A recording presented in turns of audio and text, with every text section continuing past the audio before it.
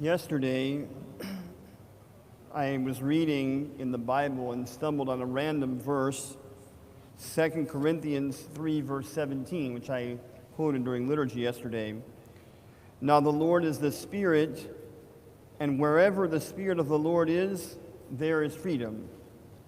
So we are celebrating this weekend, Independence Day, and we'll offer a special doxology at the end of the liturgy today as requested by His Eminence for all the churches in our metropolis to pray for our country. And the epistle lesson that Charlie just read talks about the fruit of the Spirit. And the reason why this epistle is read today is because the saint of the day is Saint Athanasius, who was the founder of one of the monasteries on Mount Athos. He's not the Saint Athanasius of the 4th century, but rather lived later than that. And on many of the occasions of the monastics, we're reading the fruits of the Spirit because they cultivated them so well. And so the very short epistle passage is one of the most meaningful passages of the whole Bible because it tells us that there are 9 fruit of the Spirit: love, joy, peace, patience, kindness, goodness, gentleness, faithfulness, and self-control. We'll probably never master all of those, but if you took even one of those and said, I will work on mastering this one, all of them are interrelated. If you can master self-control, you will have patience. If you can master patience with other people, you'll discover love, etc. And the epistle lesson says, against these virtues, there is no law. There's no occasion when these things are inappropriate. It is never inappropriate to seek peace. It is never inappropriate to be kind. Even when we have to give bad news to somebody, we can give that in a kind way. We can correct people in a gentle way. We don't have to jump down their throats. And wherever these things are being practiced, there is the Spirit. And where there is Spirit, that is where freedom is. Many people think that freedom is a gift, and it is a gift, but something for which no work is required. Someone just gives you freedom and bam, you have it. But freedom is something that we have to work on. Just like these fruit of the Spirit, they are things that need to be cultivated.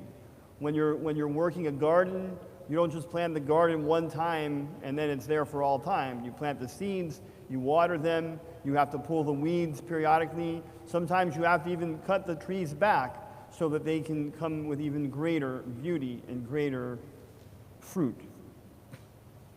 And it's the same way with freedom. We have to pull out the weeds periodically. We have to water the freedom.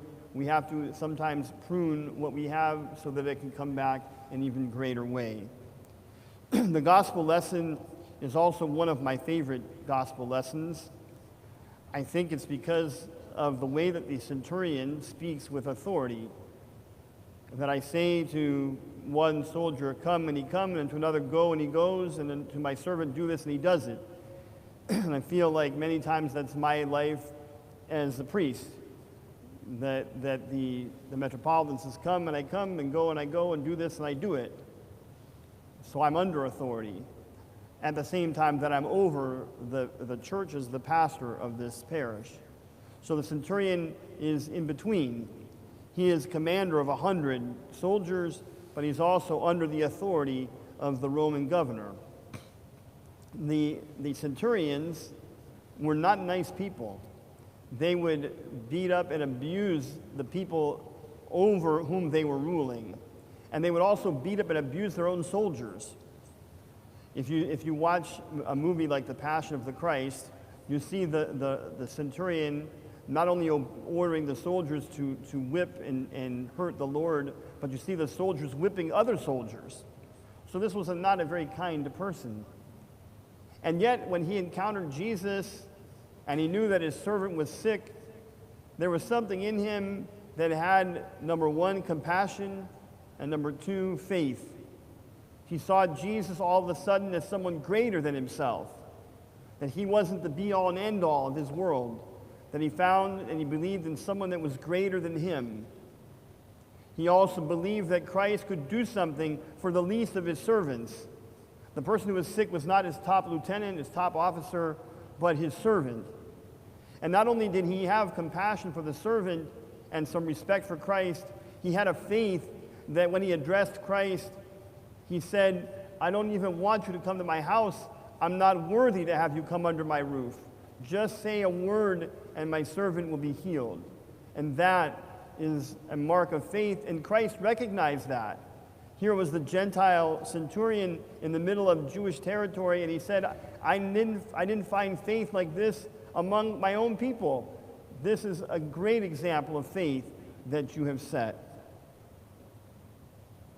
So we, like the centurion, when we are a person of authority over other people, whether it's a family, a work situation, just leading an activity, being entrusted with some responsibility, we need to be kind and benevolent.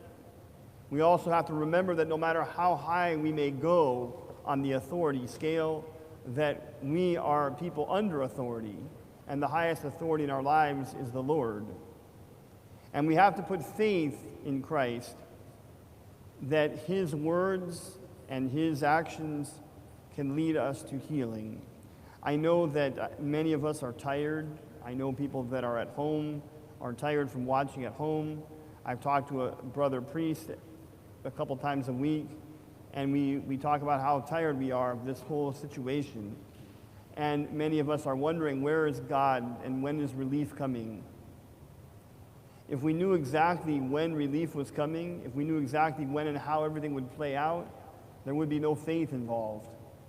Like Christ says, if you knew the hour the thief was coming into your house, you would stay awake and you would catch the person. So Christ is coming, and faith works like a thief in the night, that we have to be vigilant at all times. And we have to continue to be vigilant, even in this time of chaos and anxiety. Many days, as I said to someone yesterday, many days I just come and I focus on the thing in front of me, which is the service today. And I don't get too far ahead down the line. What is the thing in front of me today? And then tomorrow, what's the thing in front of me tomorrow? And can I give my best to demonstrate the faith of the centurion and the fruit of the Spirit? Even in a time of stress, can we find kindness? Can we find gentleness? Can we even find joy? And the answer is, by God's promise, we can. We can still find joy. And I encourage you to find something to be joyful about every day. Even this morning, I was speaking to my spiritual son in Massachusetts. We talk every Sunday on the way to church, and the conversation was heavy. And at the end of the conversation, we both said, let's find something joyful to say to finish the conversation so we don't finish like this. So find something joyful, express something joyful to somebody every day. There's never anything wrong with expressing that. So may God bless us, and may he strengthen us, and let us continue the Divine Liturgy. And at the end, we'll have a special prayer to ask for God's peace to be on our country and for health to be restored to all of us.